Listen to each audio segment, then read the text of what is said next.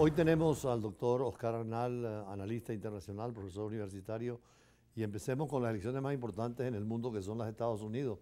Decía De Gaulle que debíamos votar todos los que habitamos la tierra, porque lo que se decida, eso cambia el rumbo de la historia, ¿no? Sin duda, embajador, la soberanía lo establece así nuestra Constitución, y hoy día las mayores constituciones del mundo residen precisamente en el pueblo. Y el pueblo ejerce esa soberanía a través del voto, a través del sufragio. Y en Estados Unidos, sobre todo, se apegan a la Constitución.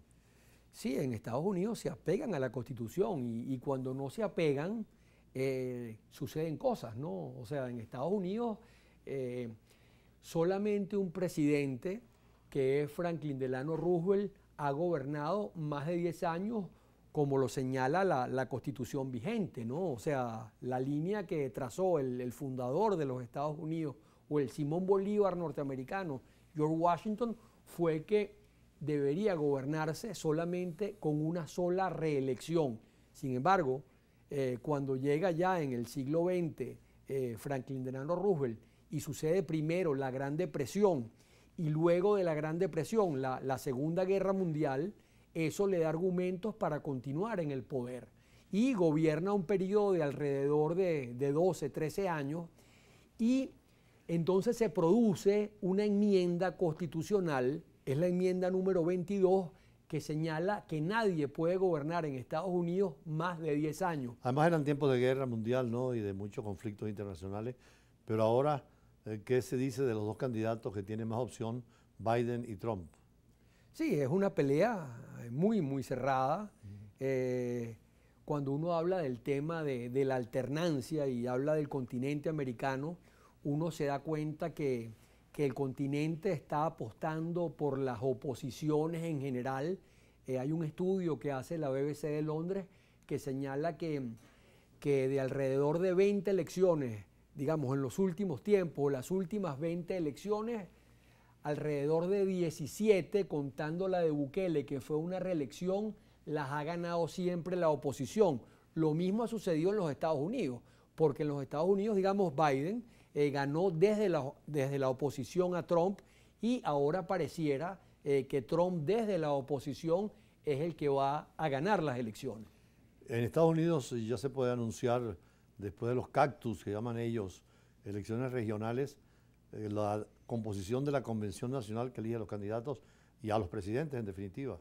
Sí, sin duda alguna, ¿no? Y yo creo que uno de los éxitos históricos de esa nación ha sido precisamente el sistema político, democrático, el sistema de seguridad jurídica y de estabilidad que da justamente esa alternancia que es respetada por todos, y el sistema también parlamentario que se basa en un debate que tiene que ver con que ese país apunta permanentemente a la razón, o sea, a lo que más le conviene razonablemente, ¿no?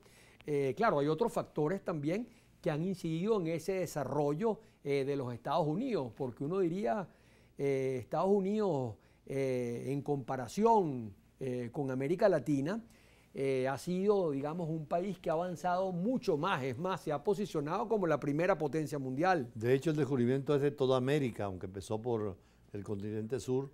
Sin embargo, hay dos modelos distintos de desarrollo, un presidencialismo vigente, muy controlado en Estados Unidos y algunas veces exagerado en Sudamérica, ¿no? Sí, exactamente. O sea, en Sudamérica y en Centroamérica ha habido mucho más caudillismo, por ejemplo, mucho más personalismo y absolutismo en el ejercicio del poder, ¿no? Ya Bolívar hablaba de la importancia justamente del control político y del cambio en el Congreso de Angostura. Y eso es importantísimo, digamos, saberlo, pues, porque claro, Bolívar estaba luchando contra el absolutismo monárquico. Entonces presenta un proyecto republicano, de alternancia en el ejercicio del poder, y esa es una de las razones por las cuales Estados Unidos se desarrolla más. Pero no solo esa, o sea, no solamente el sistema político, o sea, lo que dice Max Weber.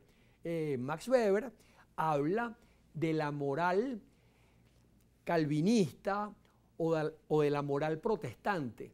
¿Qué significa esto? Significa que los valores protestantes que eran los valores estadounidenses, digamos, y fueron los valores estadounidenses, tuvieron que ver sobre todo con el tema del trabajo duro, de la vida austera, del capitalismo en general, o sea, tener riqueza, la riqueza viene de Dios, ser rico es muy bueno, y de una moral, digamos, donde no hay, como en el catolicismo, el hecho de la confesión, o sea, en el protestantismo en general, la gente no va a la iglesia, se confiesa y se perdonan los pecados. Los pecados se acumulan en el tiempo y con relación a esa acumulación de los pecados, uno va, digamos, a la vida eterna o evidentemente va al infierno, ¿no? Por eso algunos sociólogos afirman de que el modelo de colonización en Estados Unidos fue primero la colonización y después la conquista del oeste.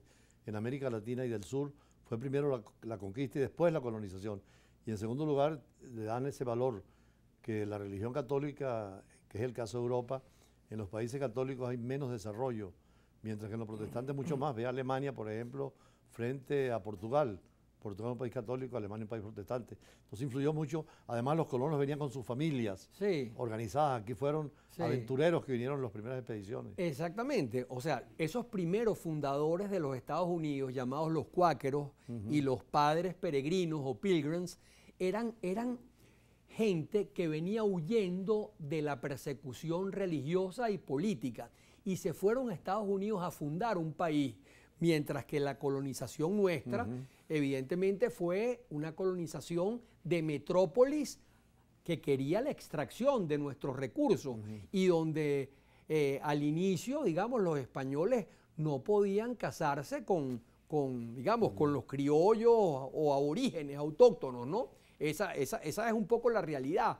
O sea, aquí vinieron los españoles a explotar la metrópoli, allá fueron los peregrinos y los cuáqueros a fundar un país, ¿no? Otra de las tesis es la geografía y el clima. Claro. O sea, cuando uno ve el mundo hoy y ve el mundo la mayoría de los países del norte, vamos a hablar de los países nórdicos, por ejemplo, o de países como el propio Estados Unidos o la propia Rusia, etcétera, ve que todos esos países en el norte del mapa, y por eso la diferenciación de países del norte y de países del sur, habla precisamente de que la geografía y el clima son un factor que influye también en el desarrollo. O sea, son muchos factores. Hay una corriente totalmente en ese sentido sociológica, Ratzel, que el clima es fundamental, el frío obliga al trabajo, a estar despierto, el trópico más a la siesta, el típico mexicano con su sombrero bajo el sol.